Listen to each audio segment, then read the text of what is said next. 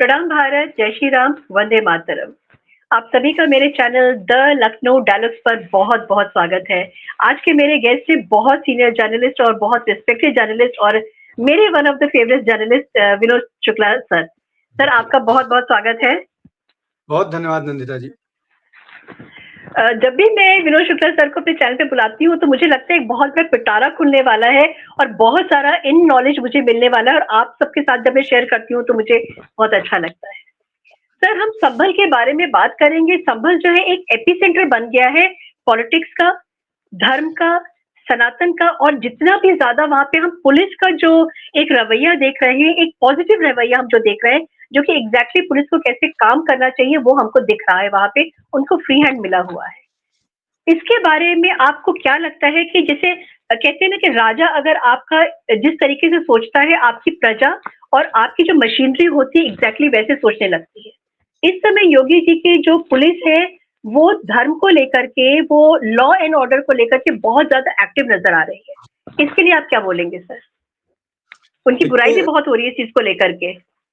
देखिए नंदिता जी, अभी तक पुलिस को जो करना चाहिए था वो नहीं कर पा रही थी। आपने बहुत सही शब्द का इस्तेमाल किया कि पुलिस धर्म के लिए धर्म के अनुरूप काम कर रही है। तो पुलिस का धर्म क्या है? पुलिस का धर्म है कानून व्यवस्था को बना करके रखना। कानून व्यवस्था को कोई तोड़े तो उसको रोकना। तो पुलिस वही कर रही है। पुलिस लोगों को बताने की कोशिश कर रही है, समझाने की कोशिश कर रही है, व्यवस्था करने की कोशिश कर रही है कि जो उचित काम है वो किया जाए, अनुचित काम करेक्ट। न किया जाए और कम से कम त्योहार पर तो इस तरह के काम नहीं होने चाहिए। तो पुलिस वही कर रही है, पुलिस वही बताने की कोशिश कर रही है और पुलिस ऐसा नहीं है कि ये जो आपका प्रश्न है नमाज को लेकर के, ये पहली बार ऐसा कर रही है। लगातार पिछले 7-8 साल से पुलिस इसी तरह के रोल में है, जहां पर व्यवस्था के नाम पर अगर कोई दुर्व्यवस्था फैलाने की कोशिश करेगा तो पुलिस उसको वो कर रही है। और ये जो बात है ये केवल संभल की नहीं है, मेरठ पुलिस ने भी इस तरह की गाइडलाइंस जारी की हम्म। है। सड़कों पर नमाज नहीं होगा और अगर सड़कों पर कोई नमाज ऑफर करता हुआ पकड़ा जाता है तो न केवल उसके खिलाफ एफआईआर दर्ज होगी बल्कि उसके पासपोर्ट के कैंसिलेशन की बात सिफारिश भी की जाएगी, उसके ड्राइविंग लाइसेंस कैंसिलेशन की सिफारिश की जाएगी। इसलिए कि सीधे तौर पर बहुत सारे लोगों को बात नहीं समझ में आती है। अगर आप उनसे कहिए कि आप ऐसा मत कीजिए, जैसा कि ये जो छत पर नमाज पढ़ने की बात हो रही है, जब पुलिस मना कर रही है कि ऐसा मत कीजिए, तो लोग कह रहे हैं कि नहीं हम जरूर पढ़ेंगे, इस हम्म। तरह की चीजें। तो कई कई बार पुलिस को सख्ती करनी पड़ती है और सख्ती से ही कुछ लोगों को सख्ती से ही बात समझ आती है। तो मुझे लगता है कि जो आप बात कर रहे हैं, पुलिस अपना धर्म निभा रही है, जो पुलिस का धर्म है वही कर रही है और यही सही तरीका है व्यवस्था को लागू करने का। जी। अभी तक सर हमने देखा था कि जो पुरानी वाली गवर्नमेंट थी, अखिलेश यादव की जो गवर्नमेंट थी, उसमें पुलिस के ऊपर एक ऐसा प्रेशर रहता था कि पुलिस जो है भैंस को अगर खोजना होगा तो पूरा महकमा लग जाता था। आज जो है पुलिस जब काम कर रही है तो वो पुलिस अखिलेश यादव की आंखों में खटक रही है और वो जिस तरीके से डेरोगेटरी तरीके से उनको एड्रेस करते हैं पुलिस वाले, या तुम्हारे को मैं बता दूंगा हमारी जब सरकार वापस आएगी मैं सबका नाम लिख रहा हूँ, तो उसमें पुलिस तो अंडर प्रेशर आई जाती है। लेकिन आज के टाइम पे हमारे सामने एक अनुज चौधरी करके भी एक पुलिस मैन है, जिन्होंने बड़ी दबंगई तो मैं नहीं बोलूंगी लेकिन बड़ी ताकत के साथ में, बड़ी हिम्मत के साथ में जब दंगा हुआ था वहां पे वो रिवॉल्वर लेकर सड़क पे निकल गए। उसके बाद उनका अभी त्योहार की मैं अपने अभी बात किया था सर, त्योहार में उनका एक स्टेटमेंट आया है जिसमें उन्होंने स्ट्रेट अवे ये कहा है कि अगर आप सेवैयां खिलाना चाहते हैं तो गुजिया भी आपको खानी पड़ेगी। तो इसको लेकर के बड़ी कंट्रोवर्सी हो गई थी, लेकिन क्या ये गलत था उनका कहना? देखिए इसको कई कई बार लोग अपने हिसाब से चीजों को इंटरप्रेट करते हैं। उनका मेरा हिसाब से जो मेरा सोचना है कि जब वो ये कह रहे हैं कि अगर आप सिवैयाँ खिलाना चाहते हैं तो आपको गुजिया भी खाना पड़ेगा। इसका हम्म। मतलब ये है कि एक तरफा जो भारत में एक तरफा प्रेम चलता है, सेकुलरिज्म के नाम पर अपीसमेंट होता है, वो उसी को एड्रेस करने की बात कर रहे हैं कि यहाँ पर किसी भी आदमी को कोई एक तरफा बात नहीं चलेगी। आपको हमारे धर्म का सम्मान मतलब आपको बहुसंख्य वो हमारे भी नहीं है, वो उसका मतलब सिर्फ ये है कि आपको बहुसंख्य लोगों की भावनाओं का कद्र करना पड़ेगा, अगर आप ये चाहते हैं कि आपकी भावनाओं का कद्र हो।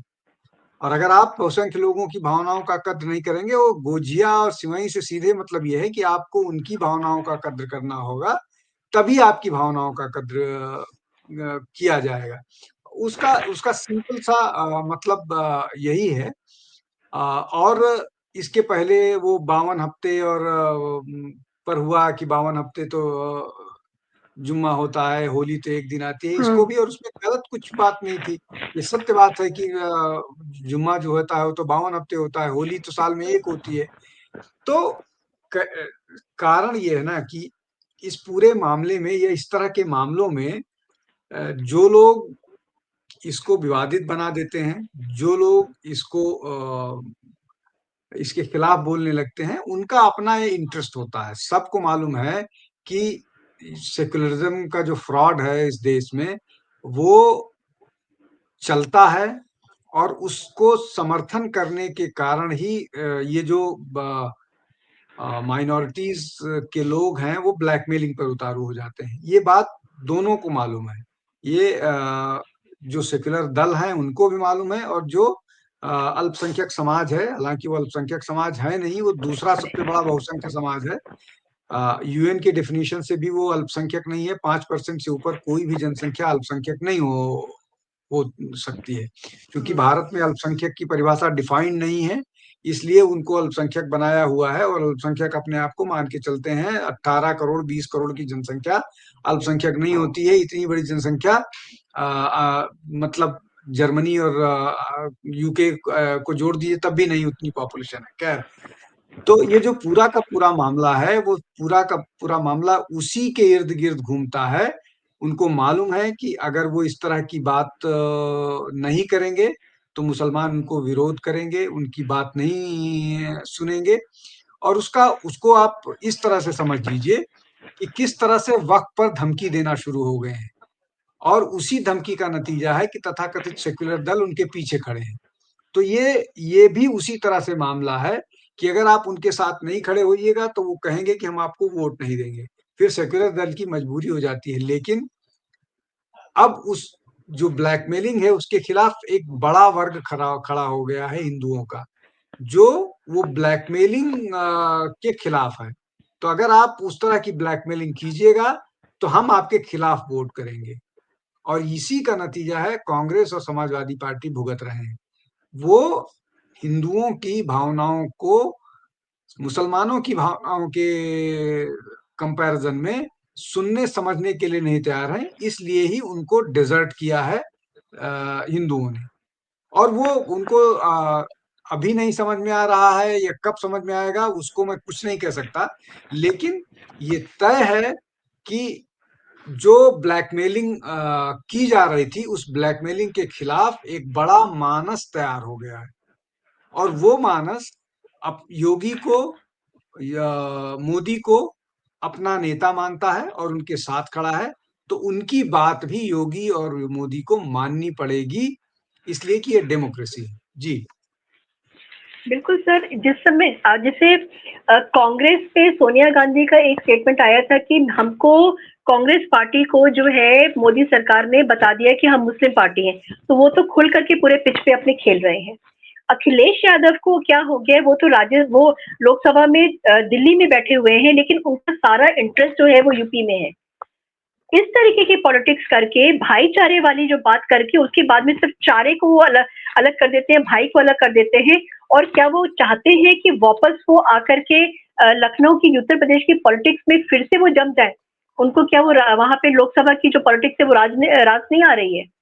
और यहाँ पे जो गंद फैला रहे हैं, यहाँ पे जो जहर घोल रहे हैं, वो हिंदू और मुस्लिम करके पीडीए की बात जो करते रहते हैं बार बार वो।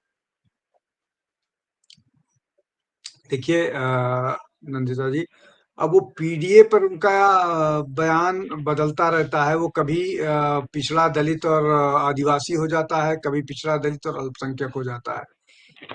तो पिछड़ा तो कितना उनके साथ है, दलित कितना उनके साथ है, तो ये फिट नहीं बैठता है।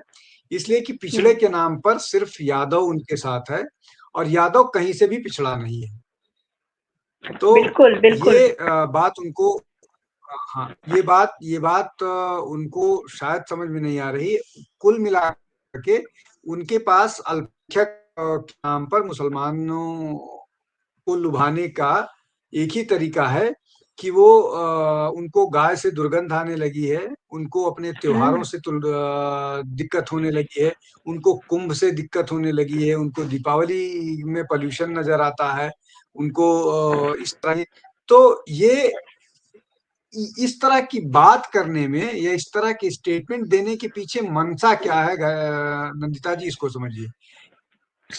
इस तरह की पार्टीज को या इस तरह के नेताओं को ये लगता है कि अगर वो इस तरह की बात करेंगे तो ये मुस्लिम खुश होगा, और एक सेक्शन होगा मुस्लिम खुश भी होता है, ये भी सच्चाई है। तो ये इसीलिए इस तरह की बात करते हैं जहां पर हिंदुओं की भावनाएं आहत हों ना हो, इससे इन नेताओं को फर्क नहीं पड़ता है। लेकिन बड़ा सेक्शन है अब तैयार हो गया है जो उनकी भावनाओं को आहत करने वालों के खिलाफ वोट करने लगा है। तो अगर कोई ये धमकी देता है कि आप अगर वक्त के खिलाफ नहीं जाइएगा तो हम आपको वोट नहीं करेंगे, आप हमको सड़कों पर नमाज के समर्थन में आप हमारे साथ खड़े नहीं होइएगा तो हम आपको वोट नहीं करेंगे, तो दूसरा वर्ग तैयार हो गया। जो मैं आपसे कहने की कोशिश कर रहा था कि अगर कोई सड़क पर नमाज करने वालों के समर्थन में खड़ा होगा तो हम उसके खिलाफ वोट करेंगे। कोई हमारे त्योहारों को, हमारी भावनाओं को आहत करने की बात करेगा तो हम उसके खिलाफ वोट करेंगे। इसको भारतीय जनता पार्टी, योगी आदित्यनाथ, नरेंद्र मोदी या और इस तरह के नेता समझ गए हैं।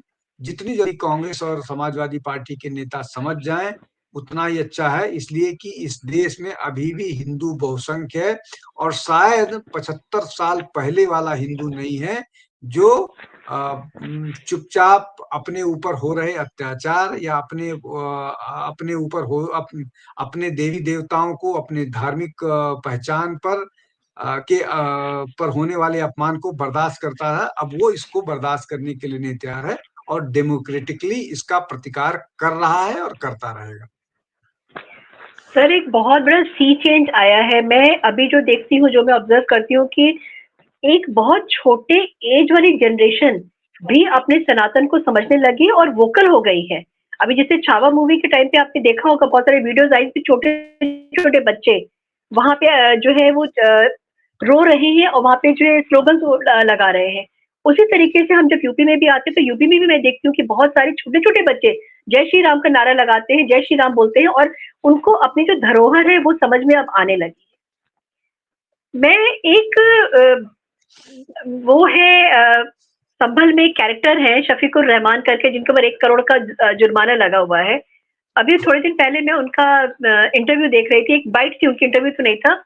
जब बिजली की बात आई तो वो उनके जो सुर थे वो बहुत धीमे चल रहे थे, लेकिन जैसे ही बात ये आई कि आखिरी जुमे को जो नमाज पढ़ी जाएगी वो छत पे पढ़ी जाएगी, यह इंटरफेरेंस उनको दिखा, तो उस समय उन्होंने जहर उगलना शुरू कर दिया। हम कैसे ट्रस्ट कर सकते हैं सर इन लोगों को? डर के मारे, जब डर लगा तो देखिए इनके सुर बदले थे। जी। देखिए नंदिता जी, ये जो इस तरह के लोग हैं ना, ये डरा करके अब तक वोट लेते रहे हैं बाकी राजनीतिक दलों से, और अपने भी समुदाय के लोगों को डराते रहे हैं कि अगर आप हमको वोट नहीं कीजिएगा, हमको मजबूत नहीं कीजिएगा, हमारे साथ खड़े नहीं होइएगा, तो हिंदू आपके साथ ऐसा कर देंगे, हिंदू आपको ऐसा कर देंगे, बीजेपी आपको ऐसा कर देगी, आरएसएस आपके साथ ऐसा कर देगी।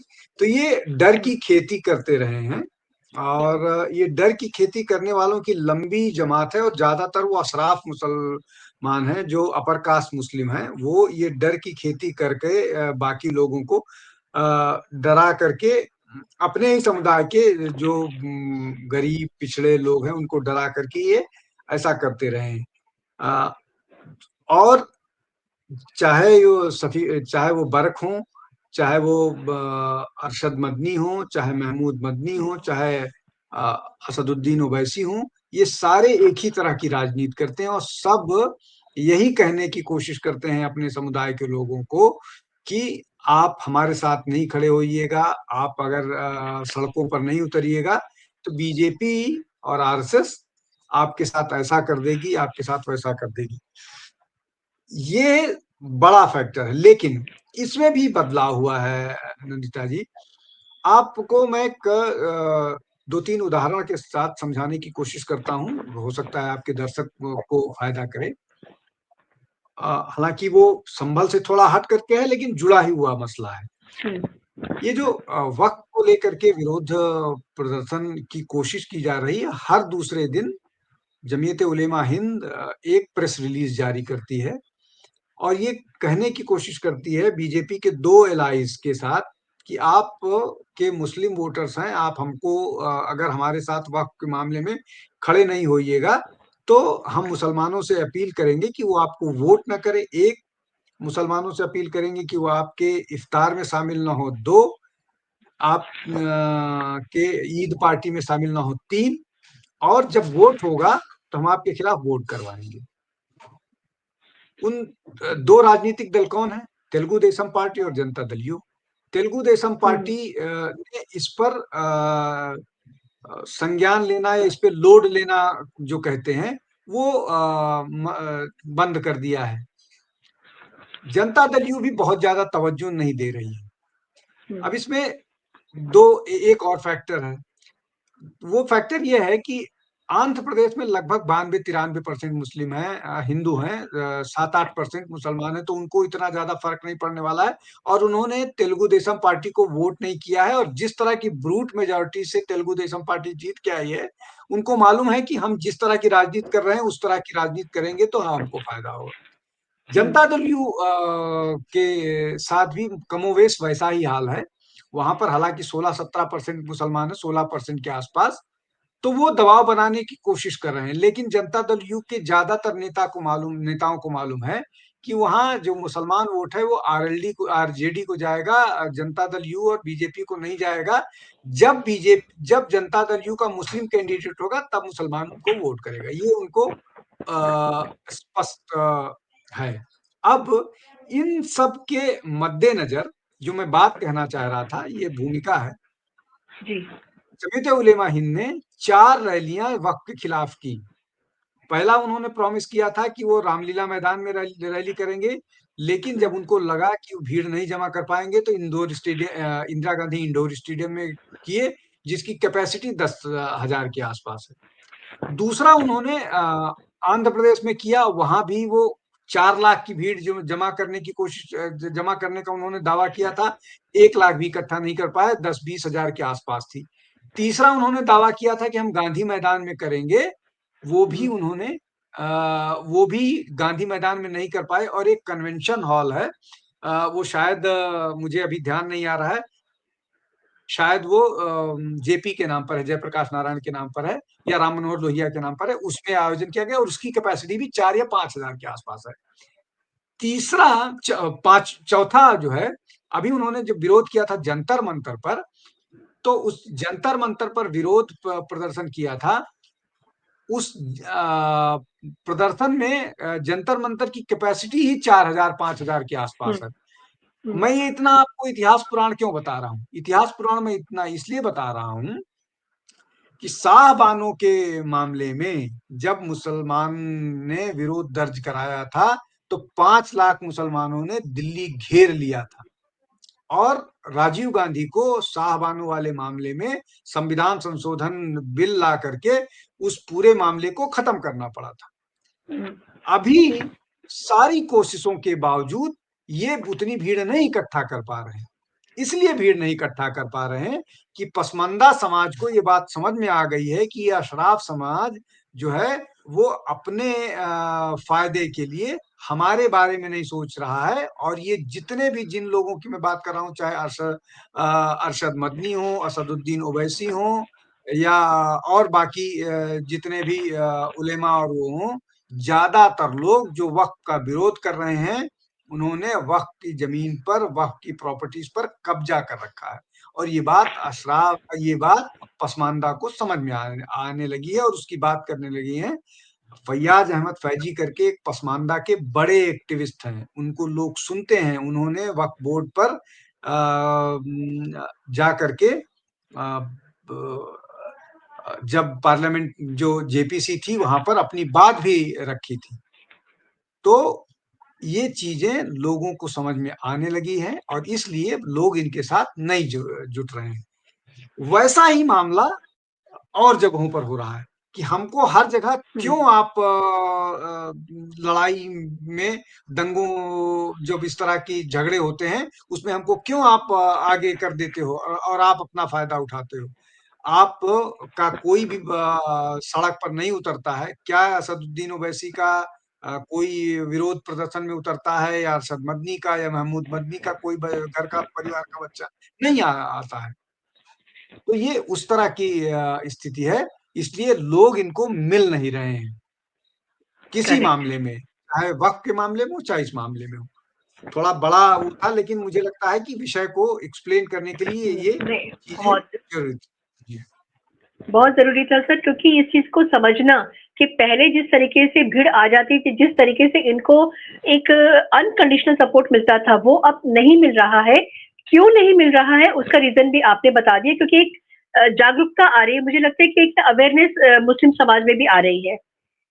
अगर मैं बात करती हूँ उत्तर प्रदेश की, तो उत्तर प्रदेश में भी एक बहुत बड़ा जागरण हो गया है, क्योंकि सरकार जगी हुई है। सरकार जगी हुई है, जनता जग गई है और जनता के साथ में हमारा जो पुलिस महकमा है वो जग गया है। और जिस तरीके के एक्शंस हो रहे हैं और जिस तरीके से बिल्कुल बेधड़क होकर के एक्शंस किए जा रहे हैं with in the premises of law, law कोई भी नहीं तोड़ा जा रहा है, तो उसके लिए तो हम बोलेंगे कि हाँ, सच में चेंजेस आ रहे हैं। और संभल में जो हो रहा है वो एक जो आहट हुई थी संभल में, वो आहट अब और जगह पर भी पहुंचनी शुरू हो गई। Thank you so much sir, आपने अपना जी सर, आप कुछ कह रहे हैं? नहीं, मैं तो इतना ही कह रहा हूँ कि संभल में भगवान कल्कि का अवतार होना है, तो जब भगवान अवतरित होते हैं, तो उसके पहले बहुत सारे अपनी व्यवस्थाओं के साथ आते हैं, तो चीज़ें दुरुस्त होने लगी हैं उसी दृष्टि से। जी। बिल्कुल, बिल्कुल सर, और बहुत प्राउड फील होता है कि अब धीरे-धीरे करके वो सनातन की जड़ें जो हमको लगा कि शायद उखड़ रही हैं और शायद सूखने लगी थी, वो वापस जो है रोपित हो गई हैं और वापस जो है अपनी स्ट्रेंथ उनको मिल गई है। सर आपका बहुत-बहुत धन्यवाद, थैंक यू सो मच। और मेरे चैनल को लाइक करिए, सब्सक्राइब करिए और शेयर ज़रूर करिएगा। जय हिंद, जय भारत, भारत माता की जय।